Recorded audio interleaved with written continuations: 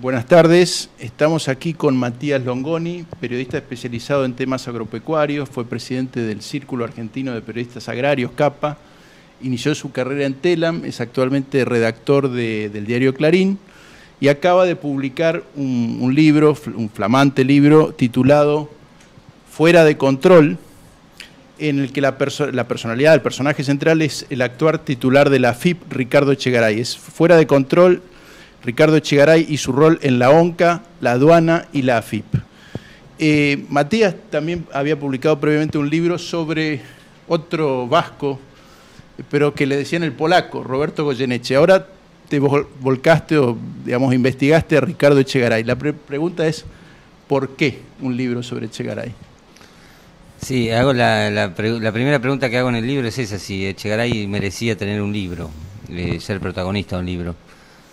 Y explico que merecer es a veces un reconocimiento y a veces un castigo. Merecer como recompensa o merecer como castigo. ¿Por qué? Digo, los contrastes son muy evidentes. El polaco merecía un libro como recompensa y explico que Echegaray no es merecedor como recompensa porque en realidad es un funcionario gris que muy pocos conocen, que no ha hecho ni la reforma tributaria tan necesitada, ni ha aumentado la recaudación más allá de la inflación, o sea, no tiene ningún mérito en ese sentido.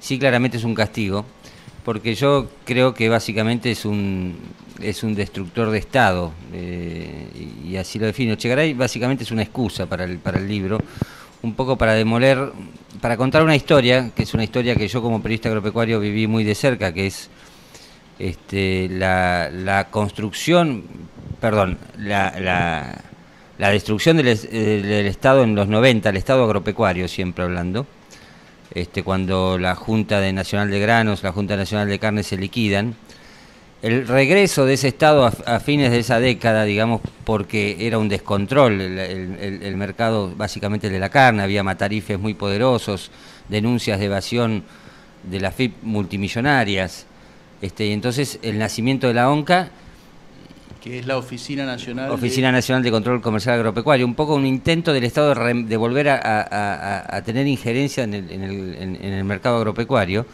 Y veo esa destrucción de manos de Echegaray a partir de 2008 de manera muy visible.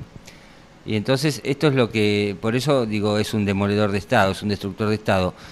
Luego, a partir de la excusa y las investigaciones de la ONCA, descubro que no es una casualidad de la historia lo que sucedió en la ONCA, sino que es consecuencia, bueno, de una política que el kirchnerismo ejecuta sistemáticamente en los principales organismos de control. La aduana regula importaciones y exportaciones por 120.000, 130.000 millones de dólares anuales. La ONCA regulaba exportaciones por 30.000 millones de dólares anuales. Y bueno, y la AFIP todos sabemos lo que es.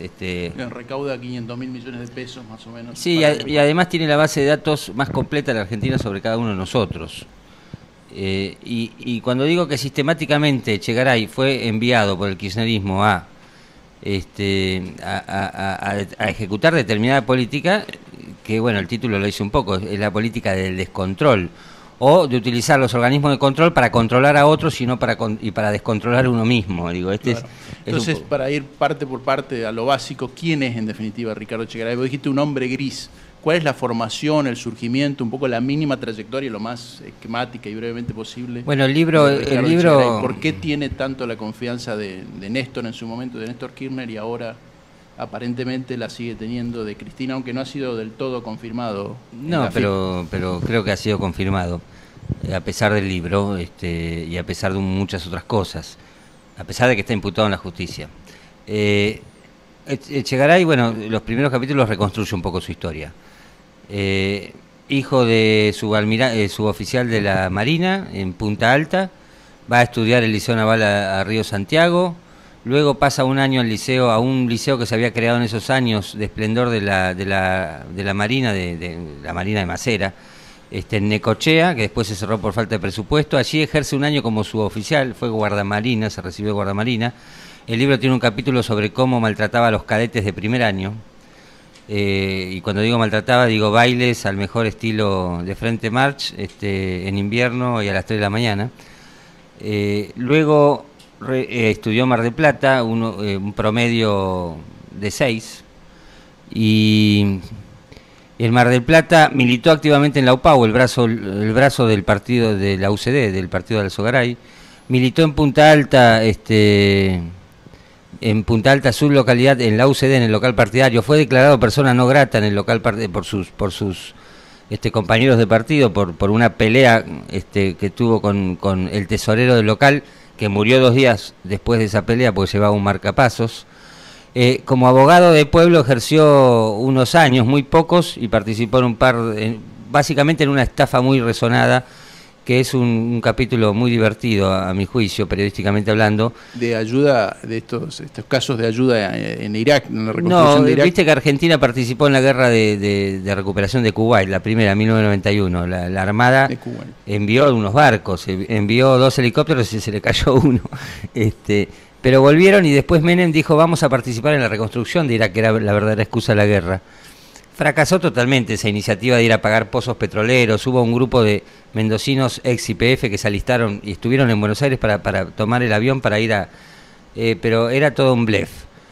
Un mendocino, sin embargo, recogió esta punta, firmó un acuerdo con una empresa random de Washington, que se encargó un poco de generar la comunicación pre y posguerra, especialista en comunicar conflictos.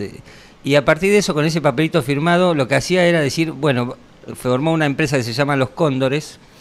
Es muy divertida porque el tipo va recogiendo voluntades en San Rafael, Mendoza, Luján de Cuyo, donde estaba la ex YPF básicamente, y también en la zona de Bahía Blanca y Punta Alta, donde había mucha población militar con bajo sueldo, era una mala época. ¿Y cómo entra en ese esquema Echegaray? Y Echegaray era el que cobraba las cuotas de los que supuestamente se inscribían para participar de la sociedad para ir a la reconstrucción de Kuwait.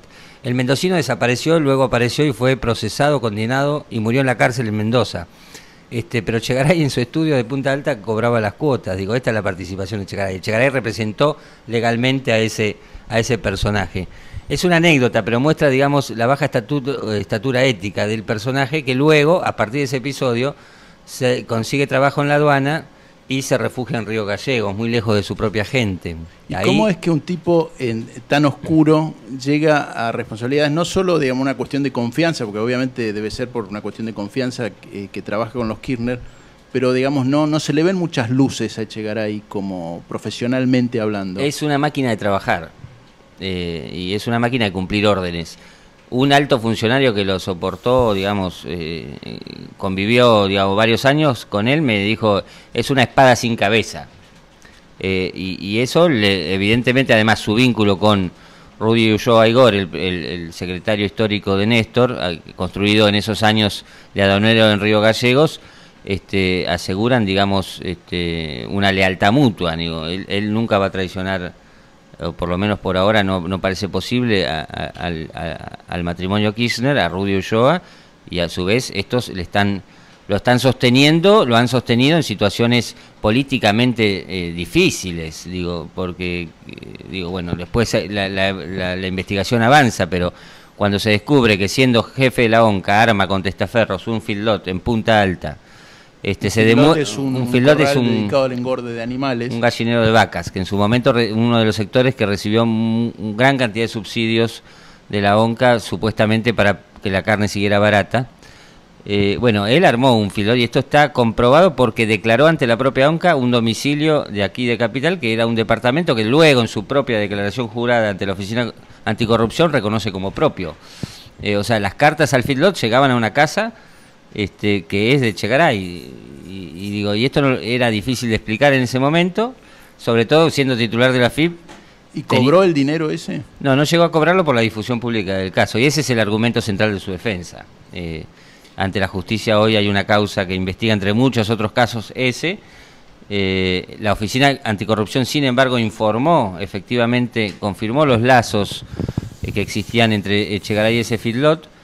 Y también confirmó que tenía 1.200.000 pesos gestionados para cobrar, que no cobró y después desistió de cobrar. Obviamente hoy el feedlot está vacío, pero bueno, era difícil de explicar, y sin embargo el matrimonio Kirchner lo sostuvo y lo sostiene, y me parece que es una de esas fidelidades, son funcionales entre ellas, digamos, claramente. Un capítulo en el que vos empezás vos mencionabas este tema de destrucción del Estado. A mí me impresionó de la descripción que haces en el libro de su intervención, de su accionar en la ONCA, de cómo mezcla esta idea de, digamos, de manejo personalista y en definitiva destrucción de la estructura institucional del Estado, con una mentalidad de tipo militar, con esas órdenes o directivas generales, no me acuerdo exactamente. Instrucciones generales como bandos militares numerados, digamos. Me gustaría un poco reseñes cómo digamos, qué hizo en la ONCA este hombre. Bueno, él llega en la ONCA en abril de 2008, después de la pelea que tuvo con Alberto Abad, siendo Alberto Abad titular de la AFIP, siendo él titular de la aduana, se pelean, el tema aparente de pelea queda siendo el sistema María, el sistema informático que controla las INPO y las Expo. En realidad había más, había mucho caldo ahí atrás, el libro lo relata, había máquinas hackeadas en la aduana para avisar a los operadores de posibles inspecciones y varias cosas más, muchas sospechas de corrupción. Bueno, pero el kirchnerismo hace un simulacro de justicia salomónica, los sanciona a los dos y los echa a los dos del cargo. Él, sin embargo, está menos de un mes desempleado porque en la ONCA, en pleno conflicto agropecuario, desembarca en abril de 2008. Hay que acordarse el contexto. Y estuvo hasta ahí, hasta principio de 2009. Después controló mucho tiempo más la ONCA, incluso mudó parte de un organismo que pertenecía a la Secretaría de Agricultura, lo mudó a la sede de la AFIP, cuando se va a la AFIP. ¿Y qué hizo en la ONCA? Bueno, en 6 meses, de abril a fin de año, cerca de 25 instrucciones, algunas eran fijar horarios estrictos, otras tenían que ver con la vestimenta, pero básicamente hay 3 o 4 que, digo, caprichosamente reformulan la estructura de la ONCA 4 o 5 veces en 6 meses. Y vamos viendo los niatos que desembarcaban con él, que ninguno era empleado de planta, todos eran contratados, mucho contador, mucho abogado, todos menores que él en general, los vamos viendo de puestos en una estructura imaginaria, porque la creaba él y la creaba por una instrucción de poco valor legal. Y esto era así porque la ONCA nunca había recibido lo que reciben todos los organismos del Estado, digamos, una estructura, una guía de funciones, una guía de misiones, y no la había recibido porque el kirchnerismo cajoneó durante 3, 4 años un proyecto de decreto o de resolución haciéndolo, o sea, y entonces en esos 6 meses Echegaray no solo emitió las resoluciones que hoy son funcionales para que Guillermo Moreno siga controlando a su antojo exportaciones, permisos de exportación agrícolas por 30.000 millones de dólares, para que siga controlando a su antojo los permisos de exportación de carne que distribuye entre unos pocos frigoríficos amigos. Son básicamente esas instrucciones dictadas en ese momento por Echegaray en la ONCA. Pero además convirtió a la ONCA en pleno conflicto en un arma contra el sector agropecuario. Un ejemplo, inventó una causa penal, y cuando yo digo inventó, inventó, sobre falsificación de cartas de porte para desfinanciar a Federación Agraria Argentina. En ese momento Federación Agraria, BUSI, se financiaba vendiendo cartas de porte, que son un documento desconocido para nosotros, pero en el interior clave, porque un camión con granos que va de acá a acá tiene que tener una carta de porte, si no es trucha o es una cosecha en negro. Entonces, lo que hizo el Estado es tercerizar a Federación Agraria en 10% del negocio, no era mucho, pero los acopios, las cooperativas manejan el grueso. ¿Qué hizo Echegaray? Inventó una causa falsa. ¿Y qué es lo que demuestra que es falsa? Que al mismo tipo que se supone denunció Echegaray por, que dijo el tipo, tal tipo, obtuvo malamente de Federación Agraria 30.000 cartas de porte, entonces puede mover 25.000, y el tipo es un monotributista, jamás podría mover esa cantidad de granos. Esto es retrucho, la Federación Agraria no controla, le sacó el negocio al sector privado. Y el tipo, ese mismo tipo, después recibe subsidio de la ONCA firmado por el propio Echegaray. A los 3 semanas de hacer la denuncia penal contra el tipo era un impresentable de Córdoba, digo, un monotributista, un bicicletero creo que era. Pero inventaron toda esta maniobra. Bueno, este es un caso ejemplo de lo que hizo en la ONCA con el sector agropecuario. Eso permitió ahogar financieramente a Federación Agraria durante mucho tiempo, hasta que, digamos, y ahogar muchos de los reclamos. Y hoy el círculo se cierra cuando vos ves una federación agraria fragmentada, donde hay algunos dirigentes que por 2 mangos agarran viaje y se sacan la foto con Domínguez. Bueno, en esto convirtió ese Estado, además de en una fenomenal caja de recaudación. Otra actuación importante de Echegaray fue la instrumentación del blanqueo de capitales, ¿no? ¿Hubo algún conflicto de intereses ahí en ese tema? Porque, digamos, yo tengo entendido de la lectura del libro, es que él poco antes se había dado a conocer, fue forzado a dar a conocer que tenía una propiedad en Punta del Este. Sí. Se había reunido con el intendente o el alcalde de Punta del Este, no sé. En septiembre de 2009 o 2008, no me acuerdo cuándo, pero ahí, a 2 meses de que se apruebe la ley de blanqueo, de repatriación de capitales y una moratoria después de mucho tiempo en la FIP, él había tenido que reconocer que había sacado $300.000 del país para comprar una casa en creo que no sé si La Barra o alguno de esos balnearios que están ahí al lado de Punta del Este.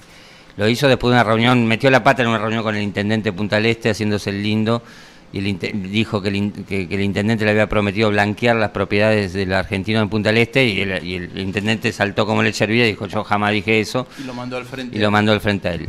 Esa anécdota le costó reconocer que había sacado. Ahora, 2 meses después estaba a la cabeza del operativo del gobierno para repatriar los dólares en el extranjero, que salió por ley, salió todo bien. Pero ¿qué permitió este operativo, esta moratoria? Que muchas empresas, entre ellas muchas patagónicas, que habían sido denunciadas por la propia FIP entre 2002 y 2005, por causas que rondaban los 1.800 millones de pesos, se acogieran a la moratoria y con eso blanquearan, no solo blanquearan su deuda, sino que zafaran de la investigación judicial. Entonces, ahí está el caso de Gotti, ¿no? De la constructora Gotti, Lázaro Báez, hay muchas vinculadas directamente, muchas directamente vinculadas a empresarios amigo del poder, y otras no tanto, otras pero sí hay muchas empresas que habían sido denunciadas no por la propia FIP, no por una cuestión menor, no por evadir impuestos como cualquiera de nosotros, sino por usar para evadir impuestos facturas truchas. O sea, un sistema de evasión. Lo mismo que Scanca. Lo que saltó con la constructora Scanca, había 300, 400 empresas en la misma condición y todas denunciadas por la propia FIP. La moratoria sirvió de alguna manera para hacer un borrón y cuenta nueva. Zafás de la justicia y además me pagás tu supuesta deuda en cuotas. Matías, ¿qué crees que puede depararle el futuro inmediato políticamente hablando, digamos, a Echegaray? Digamos, Jaime tuvo, digamos, durante varios años carta blanca, impunidad, y bueno, sigue libre, pero digamos las evidencias contra él son muy fuertes, su figura pública ha sido desacreditada de manera muy fuerte, digamos, nadie puede creer en la honestidad de Ricardo Jaime. ¿Qué crees que puede pasar con Echegaray? Porque si bien vos documentás en el libro, lo has investigado en toda su trayectoria, es un personaje oscuro, vinculado a muchos episodios muy poco claros o abiertamente corruptos, pero sin embargo es una figura relativamente desconocida, los casos son realmente poco conocidos, más allá de tu esfuerzo profesional como periodista. Por eso digo, ¿qué crees que puede pasar en los próximos años con una figura tan importante en el esquema del poder del gobierno como Ricardo Echegaray?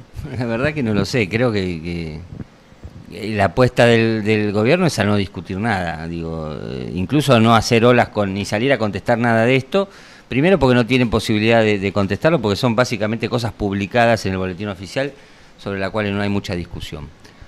Hay documentos que respaldan esta investigación periodística, pero no le interesa contestarlo porque apuesta a silenciar. Siempre su estrategia ha sido silenciar.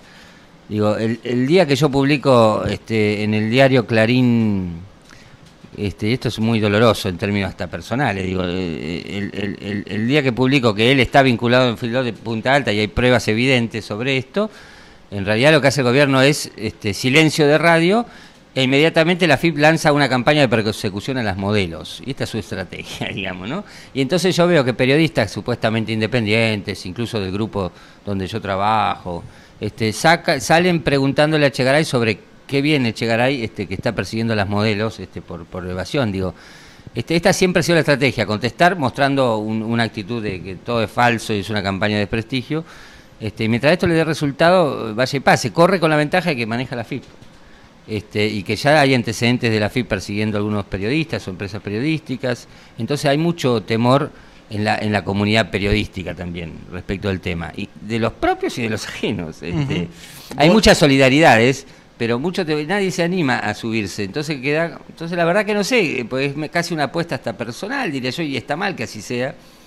Se ha convertido en libro, está en la calle, ya la pueden leer, si sirve bien, y si no, mafangulo, muchachos, porque hay muchos periodistas que conviven diariamente con el Che Garay, no solo no lo investigan, sino tampoco le hacen la pregunta. Es lo que yo les digo. Cuando la próxima vez que anuncie recaudación, preguntale si es dueño de un Fildot, si tuvo que ver con un Fildot, y no te lo puede desmentir. Pero el operativo silencio y el temor que infunde, evidentemente por ahora le alcanzan y sobran para seguir en el puesto. Entonces, francamente, yo no sé. En un país normal, Echegaray no podría ser titular de la AFIP, pero en este país, en estas condiciones, todo puede suceder. Bueno, en todo caso... De hecho, era candidato a ministro de Economía. Claro, lo fue hasta la última semana. Bueno, en todo caso, si esos temores, digamos, vos has logrado superarlo para escribir Fuera de Control. Esta es la ilustración que hizo Hermenegildo Sabat, o Menchi Sabat, de Echegaray. Y bueno, es un libro recomendable para quien quiere saber la intimidad del poder kirchnerista en el manejo del Estado.